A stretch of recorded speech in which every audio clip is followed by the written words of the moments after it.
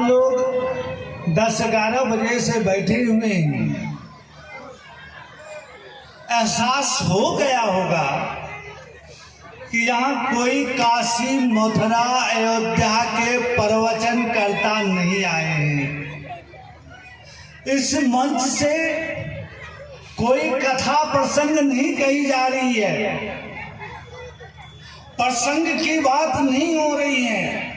इस मंच से कहा जा रहा है कि शिव जगत गुरु हैं, शिव विश्व गुरु हैं, शिव आदि गुरु हैं, शिव गुरुओं के गुरु हैं, शिव महागुरु हैं। शिव ही जगत में किसी भी व्यक्ति को गुरु पद पर रखे हैं। इसलिए आइए उस जगत गुरु शिव को मैंने अपना गुरु माना, आप भी मान लीजिए। अर्थात प्रसंग नहीं, सत्संग की बात हो रही है। यानी यहाँ बैठे तमाम लोग अपने मन को गुरु के संगति में रखने और ले जाने की कोशिश करते हैं। अपने मन को गुरु के सानिध्य में रखने की कोशिश ही सत्संग है। सत्संग करने का प्रयास किया जाता है। सत्संग के अलावे ज्ञान की तो कोई रास्ता है ही नहीं। हम इस मंच के द्वारा किसी भी लौकिक गुरु का विरोध नहीं करते। इस मंच के द्वारा हम किसी आदमी गुरु या किसी पंथ का विरोध नहीं करते। कारण धरती पर आदमी गुरु भी व्यक्ति को ईश्वर देने का काम किया है। मच्छेंद्रनाथ जैसे गुरु हुए, जिनके चेला गोरखनाथ, लक्ष्मीनाथ, लंबानाथ जैसे जैसे महान विभूति हुआ। हम किसी भी मानव गुरु का विरोध नहीं करते। रामानंद, रामानुज, कबीर जैसे गुरु हुए हैं इस धरती पर। ठाकुर रामकृष्ण परमहंस जैसे गुरु हुए जो नरेंद्र को विवेकानंद बना देते हैं। नारद जैसे गुरु हुए जो रत्नाकर को वाल्मीकि बना देते हैं। इसलिए ये हम लोग साहस नहीं करते ये बात कहने का कि आदमी गुरु नहीं हुआ। लेकिन गुरु एक पद है, गुरु एक पद है जिस पद पर कभी मच्छेंद्रनाथ आके बैठा, कभी गोरक्षनाथ आके बैठा, कभी वशिष्ठ आके बैठा, कभी विश्वामित्र आके बैठा। गुरु व्यक्ति नहीं है, ये पद है जिस पर रामानंद आके बैठा, रामानुज आके बैठा, बहुत सारे रामकृष्ण परमहंस, तोताराम जैसे लोग, स्वामी समर्थ साईं बाबा जो कहते हैं वो लोग गुरु के पद पर आके बैठा।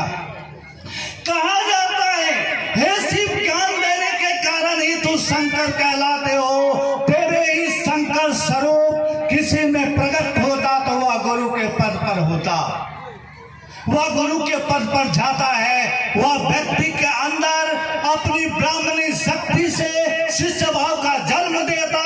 जैसे नरेंद्र के अंदर माथे पर हाथ दिया रामकृष्ण परमहंस और उसके अंदर शिष्य भाव का जन्म हो गया, उसका पालन भी हो गया और उसके कर्मफल का संहार भी हो गया और परमात्मा से उनकी जुड़ाव भी हो गई।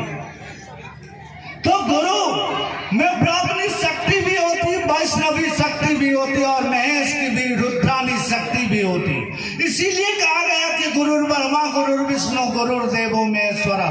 गुरु ब्रह्म भी होते हैं, गुरु ब्रह्म से ऊपर भी होते हैं। कारण गुरु सच्चिदानंद का दान करते हैं। सच्चिदानंद कभी गुरु का दान नहीं कर सकता। सच्चिदानंद को यह हैसियत नहीं कि वह गुरु का दान कर दे। गुरु को ताकत है कि वह सच्चिदानंद को भी दान कर सकता है।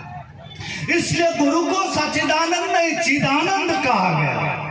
चिदानंद कहा गया जो व्यक्ति को आनंद से जोड़ सकता है, व्यक्ति को सच्चिदानंद बना सकता है। गुरु वशिष्ठ राम को सच्चिदानंद में परिणत कर दिया।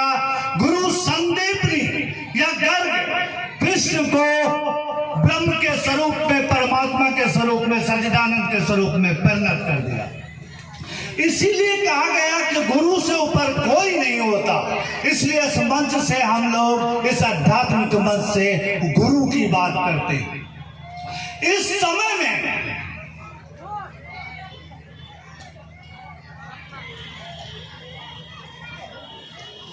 समय में इस कलिकाल में गुरुओं की मेला लग गई। टीवी चैनल ऑन करेंगे गुरु ही दिखेगा आपको। अच्छे अच्छे भागवत कह रहे हैं, अरे बाबा समस्त शास्त्र का वो ज्ञाता हो गए, पढ़ के हर श्लोक याद हो गया उन्हें। श्लोक याद तो हो रहा है, थे वो लंगोटी में हेलीकॉप्टर पर उड़ने लगे गुरु। कभी गुरु सिद्धार्थ के रूप में पैदा हुआ, राजा के बेटा के रूप में, और लंगोटी में चला गया। जब वो बुद्ध बना तो लंगोटी में चला गया। राजा का बेटा फकीर हो गया, वह गुरु के पद पर चला गया। आज फकीर के घर में पैदा हुए राजा बन रहा है। ऐसे गुरु होने लगे। ऐसे गुरु के कृत्य से जब राम रहीम आसाराम जैसे गुरु होने लगे धरती पर, जिसे पूरा रामायण याद है, जिसे पूरा गीता और महाभारत याद है,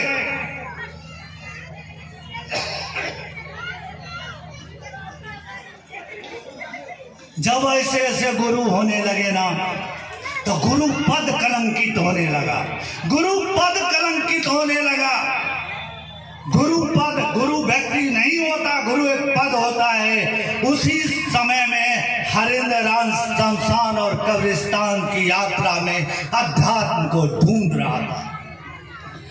उसी समय में हरिंद्रानंद अध्यात्म को ढूंढ रहा था शमशान और कब्रिस्तान में। उसे मालूम भी ना था कि अध्यात्म होता क्या। वो चमत्कार सीखने के ललक में शमशान और कब्रिस्तान में गुरुओं के मेले में खोते जा रहा था। गुरुओं के मेले में ठगाए जा रहा था। ठगाए हुआ मन, हारा हुआ मन आरा के गांधी शमशान में शिव को गुरु मानता है। और शिव भी सोचा कि इससे बेहतर समय नहीं मिलेगा। कारण ऐसे गुरु जो गुरु पद को कलंकित कर रहा है, मेरे ही कारण आज धरती पर दुर्वासा, दधीचि, अंगिरा, श्रृंगी, अष्टावक्र, मच्छंद्रनाथ पैदा हुआ। मेरे ही कारण कैलाश तरंग स्वामी, बाबा कृपा, किन्नर बाबा पैदा हुआ। कारो जैसे लोग पैदा हुए। तो आज आसाराम भी गुरु के नाम पर पैदा हो रहे हैं। चल हरिंद्रानंद लोगों से कह दे कि शिव आज भी गुरु है। शिव अज्ञानी नहीं हुआ, शिव अज्ञानी नहीं हुआ। समस्त दुखों का कारण ही अज्ञानता है। हरिंद्रानंद जा छाती ठोक के लोगों को कह दे कि जगत गुरु शिव अगस्त का गुरु नहीं हो सकता। जगत गुरु शिव दुर्वासा वशिष्ठ का गुरु नहीं हो सकता। जगत गुरु शिव शुक्राचार्य या बृहस्पति का नहीं हो सकता। जगत गुरु शिव सबों का गुरु हो सकता है। जो दुनिया के लोगों को कह दो आज उसी महापुरुष को पकड़ा जिसका हम पुण्यतिथि पर यहाँ जमा हुए। इस माँ भगवती के प्रांगण में, माँ भगवती के प्रांगण में वही महापुरुष के 6 अरब दुनिया के आबादी में 6 अरब कौन तब गए। किसी पर भरोसा नहीं हुआ उस महादेव को, किसी प्रवचनकर्ता पर भरोसा नहीं हुआ उस महादेव को, किसी प्रसंग कथा कहने पर भरोसा नहीं हुआ। का बेटा तू शमशान में क्या ढूंढता, तू शमशान में क्या ढूंढता है। तू चमत्कार सीखना चाहता है तो चमत्कार कर दे। दुनिया के लोगों को कह दे जो गौरव न कह सका। दुनिया के लोगों को कह दे जो बृहस्पति, दुर्वासा, दधीचि न कह सका। जो शिव आज भी गुरु है, शिव विश्व गुरु है, इसलिए तेरा भी गुरु है। उसी महापुरुष हरिंद्रानंद के कारण इस महफिल में बैठ के इस मन से हम कह रहे हैं कि मेरे गुरु है, इसलिए तेरा भी गुरु है। कारण तू भी उसी के जगत में पैदा हुआ है, तू भी उसी के द्वारा बनाए हुए हवा को लेता है। एक बार जरा सोच के देख, तेरा क्या बिगड़ जाएगा। जिसने तुमको बनाया, क्या वो तेरे बिगड़े मन को संभाल नहीं लेगा। तेरे बिगड़े मन को अगर वो नहीं संभाल ले तो आसाराम कदापि नहीं संभाल सकता। वो अगर संभाल नहीं ले तो रामायण याद करने वाले कभी नहीं संभाल सकते। रामायण और गीता को याद करने वाले विद्वान तो हो सकता, बुद्ध नहीं हो सकता, बुद्ध नहीं हो सकता। जब धरती पर बुद्ध पैदा होना बंद हो गया, जब धरती बुद्ध से कंगाल पड़ गई, धरती पर बुद्ध होना, कोई माए बुद्ध को जन्म देने के हालात में नहीं आया, तब माता राधा और पिता विश्वनाथ के घर में राधा के गर्भ से निकला हुआ वो अद्वितीय दिव्यात्मा नरेंद्र आनंद उस महादेव के काम का जिम्मेवारी लेकर के चल दिया। कहा महादेव अगर तेरी इच्छा है कि जगत के लोगों के कान में चला जाए कि तू जगत गुरु और सबका गुरु होगा, तो हरेंद्र आनंद सपनों में अब गुरु नहीं होगा, सपनों में गुरु नहीं होगा, लोगों का पैर पकड़ते रहेगा, लोगों का पैर पकड़ते रहेगा। एक वरीय पदाधिकारी होने के बावजूद वो पेंशन पर अपना जीवन जीता रहा, जीवन जीता रहा।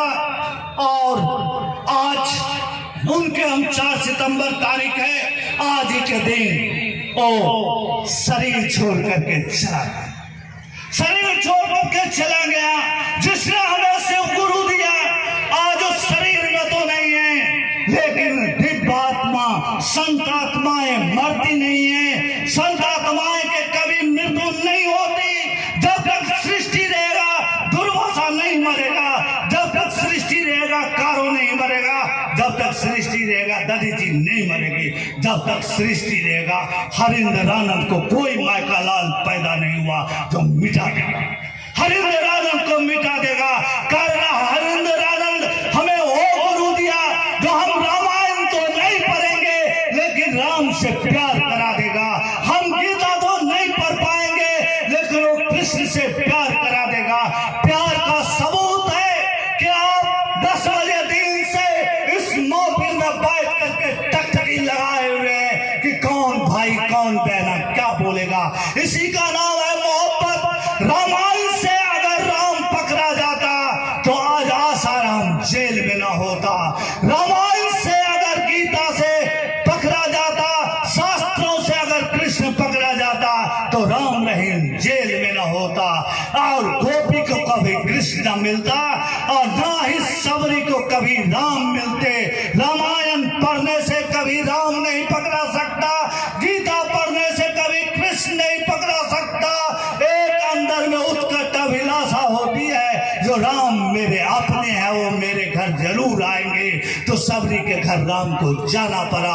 अगर आपके मन में भी अभिलाषा पैदा हो जाए, अगर आपको हरिंद्र आनंद की बातों पर विश्वास हो जाए, तो आपके मन में अगर यह अभिलाषा पैदा हो जाए कि जगत गुरु सिर्फ तू मेरा गुरु है, तू मेरा गुरु है, तू जगत को बनाने वाला गुरु है, तूने कायनात बनाई है, तूने सृष्टि बनाई है, माँ के पेट में तूने ही अगर रचा है तो तू मुझको संभाल ले। फिर भी अगर आप डूब जाएंगे इस संसार में, फिर भी अगर आप पार नहीं कर सकेंगे संसार में, तो आपका क्या बिगड़ जाएगा। जिसको संतों ने कहा संभवे गुरुवे नमः, जिसको संतों ने कहा जगत गुरु नमस्तुभ्यम, उसको फिर दुनिया में कोई कहने वाला नहीं रह जाएगा कि तू जगत गुरु है, शिव विश्व गुरु है। तो गाते गलत हो जाएगी कि तू ही दुर्बल गुरु वेद बखाना, आन जीव पामर क्या जाना, वो बात गलत हो जाएगी। वंदे विद्या तीर्थम महेश्वरम, छाती ठोक करके विवेकानंद कहा, शिकागो में छाती ठोक करके कहा कि मैं आध्यात्मिक गुरु का चेला हूं।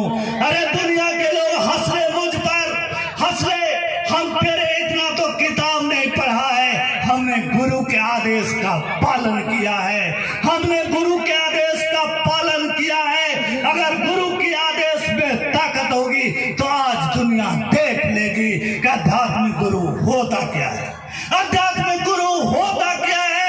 लगातार 48 घंटा तक शिकागो में विवेकानंद 0 आर्टिकल पर बोलता रह गया, दुनिया छुप होकर के सुनती रह गई। जब उनसे पूछा गया तो कहा I am not a speaker, I am just like translator, मैं वक्ता नहीं हूँ, मैं अनुवादक हूँ। तुम जो हंसाना तो मेरे गुरुजी आ गया और बंगला में बोलता था, मैंने सिर्फ अंग्रेजी में अनुवाद किया है, मैंने अंग्रेजी में अनुवाद किया है। जब तोताराम का चेला रामकृष्ण परमहंस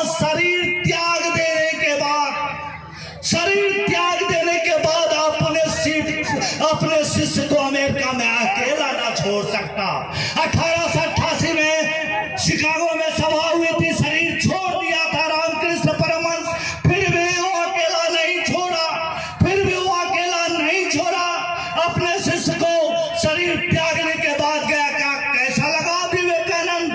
तुम्हें क्या लगा कि गुरु मर जाता है? नहीं मरा हूं मैं तोताराम का चेला जीवित हूं। शरीर मेरी छुट्टी है। आज हरिंदर आनंद तोताराम का चेला नहीं, नारद का चेला नहीं, महादेव का चेला है, महादेव का चेला है। क्या वो शरीर छोड़ दिया तो आपके पास नहीं है? आपके पास अगर नहीं है तो ये इतिहास लिखी जाएगी कि तोताराम महादेव से मजबूत गुरु है, तोताराम महादेव से कारगर गुरु है, कबीर महादेव से कारगर गुरु है, रामानंद महादेव से कारगर गुरु है। अगर महादेव से कोई ताकतवर ना हो सकता, महादेव से अगर कोई ताकतवर गुरु नहीं हो सकता, तो हरिंदर आनंद कभी आपको अकेला नहीं छोड़ सकता, आप उसको मुसीबत में नहीं छोड़ सकता।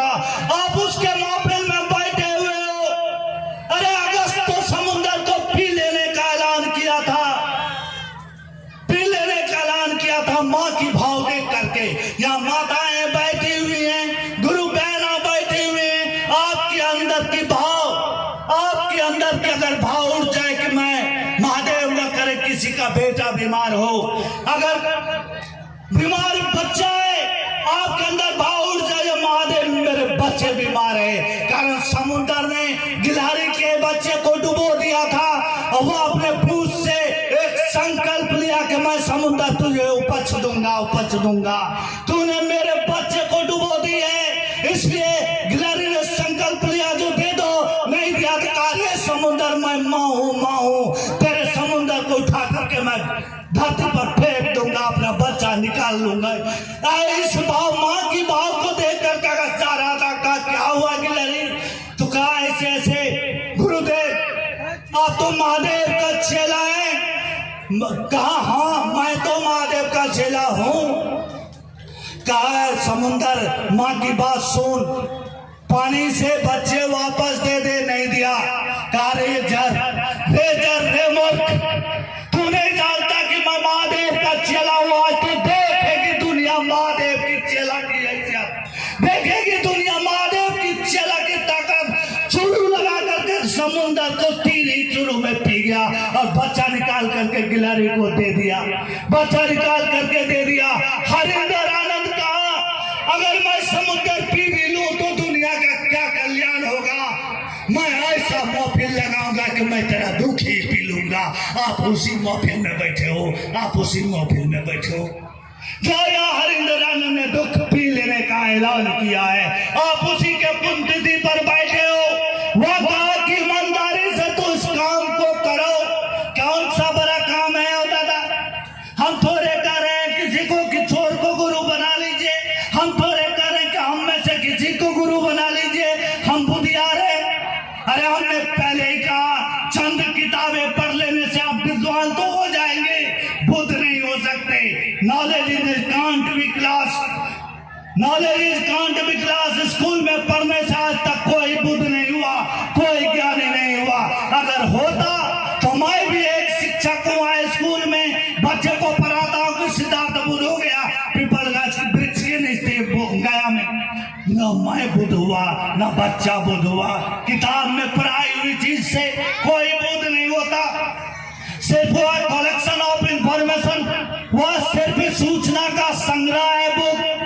वह सूचना का संग्रह है। सूचना एकत्रित कर लेने से हम मंजिल तक ना पहुंच सकते, हम मंजिल तक ना पहुंच सकते। अगर विद्वान होने की जरूरत पड़ता तो कारो महादेव का चेला न बनता, कारो तो गाय चराता था। इसलिए हरिंदर आनंद कहा कि शिव को अपना गुरु बनाने के लिए कोई कानून ना होगा, कोई शर्तें नहीं होगी, कोई नियम ना होगा।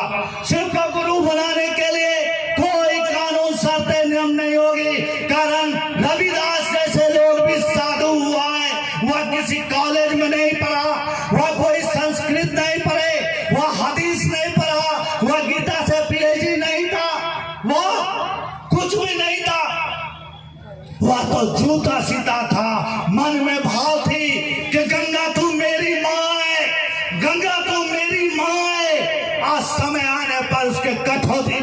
पता चला गया। अरे गुरु मन को धोता है, गुरु मन को निर्मल बनाता है। निर्मल मन के बिना कोई परमात्मा तक नहीं पहुंच सकता। हम लोग सुने होंगे एक भजन है जो मैली चादर ओढ़ के कैसे द्वार तुम्हारे आऊं। अरे हम लोग अब इतने माइल जमा किए हुए हैं, मैली शीशा में कभी अपना चेहरा नहीं दिखता। गोबर लगा देंगे आईना पर, शीशा पर, तो चेहरा देखेंगे नहीं दिखेगा। हम जो कर्म कर रहे हैं, हमारे अंदर बैठा शिव हमको नहीं दिखता।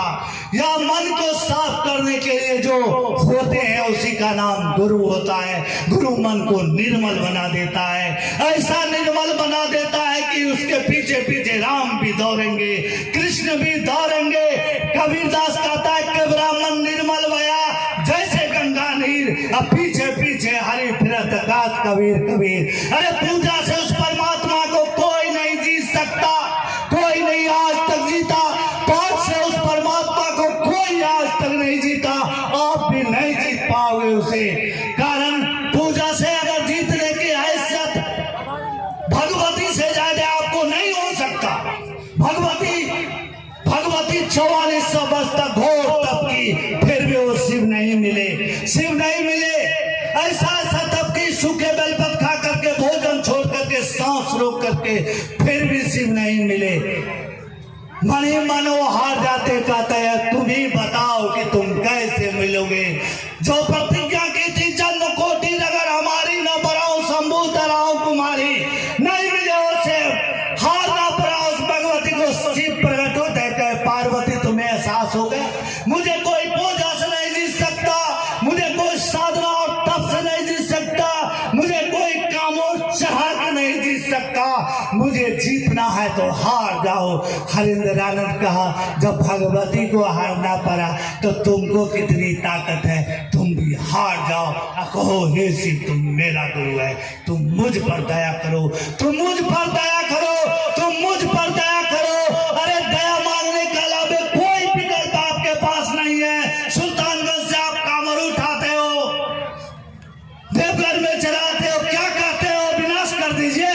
कोई मायका लाल पैदा नहीं हुआ जो भवानी की पूजा करने के बाद कह दे के विनाश कर दे। कोई परेशान मंगल मांग ले शिवे सर्वा शादी कह के विनाश कर दे, कोई नहीं हुआ।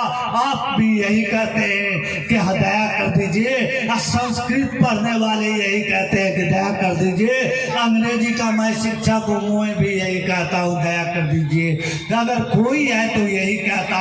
5 घंटा पूजा के बाद भी आपके मन में दया मांगने की भाव होती है, 2 घंटा पूजा करने के बाद भी आपके अंदर दया मांगने की भाव होती है, पूरे सावन के सोमवारी करने के बाद भी आपके अंदर दया मांगने की भाव होती है। आपके अंदर जो वही भाव है तो कानून बना के क्यों दादा दादी बाप माए मेरे दया मांगते हैं?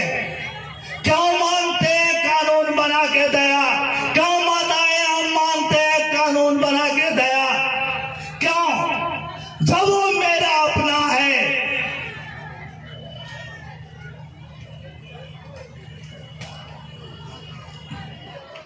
जब मेरा वो अपना है,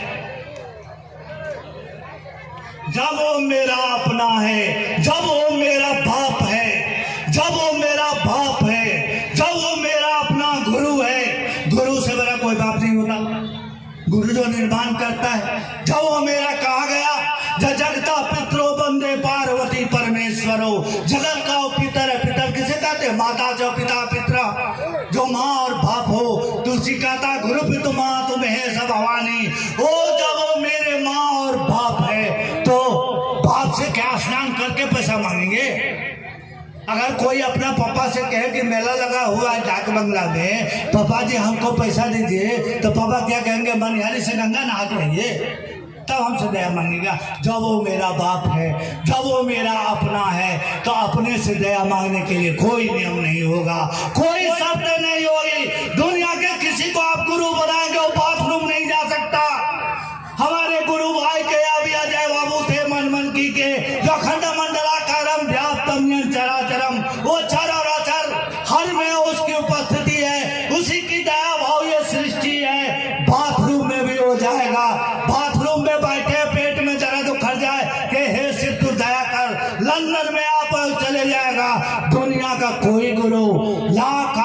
बना लें, वो आपका धन का हरण तो कर सकता, लेकिन बाथरूम में नहीं जा सकता। इसलिए शिवालय हो या शौचालय, आप घर में हो या बाहर, आप मंदिर में हो या विद्यालय में या कार्यालय में, जब भी चाहे वो मेरा गुरु है, वो मेरा गुरु है। जगत गुरु को मैंने अपना गुरु माना है।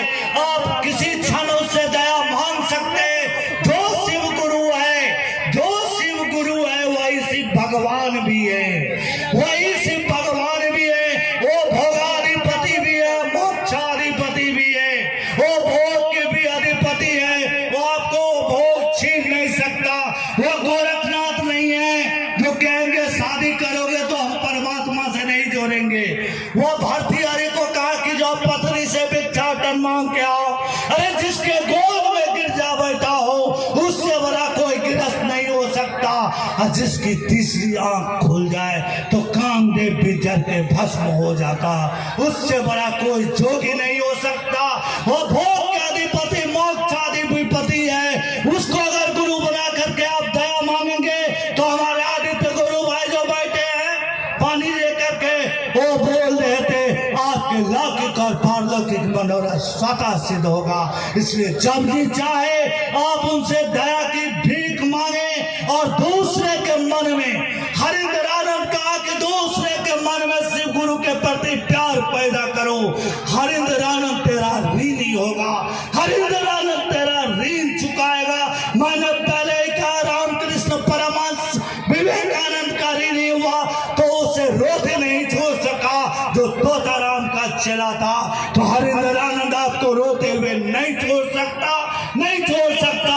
इसलिए आइए आज उसके पुण्यतिथि पर हम संकल्प लें जो हे हरिंद्रानंद, हे नीलमानंद, तू मुझ में इतनी दया कर, इतनी दया कर हम सबों में, जो जब तक जिए हम दूसरों के दिलों में शिव गुरु के प्रति प्यार उतारते रहे, उतारते रहे, उतारते रहे। समय 5 बजे तक इस कार्यक्रम की निर्धारित थी। मैं तैसी दया के याचना के साथ आए हुए शब्दों को विराम देता हूँ।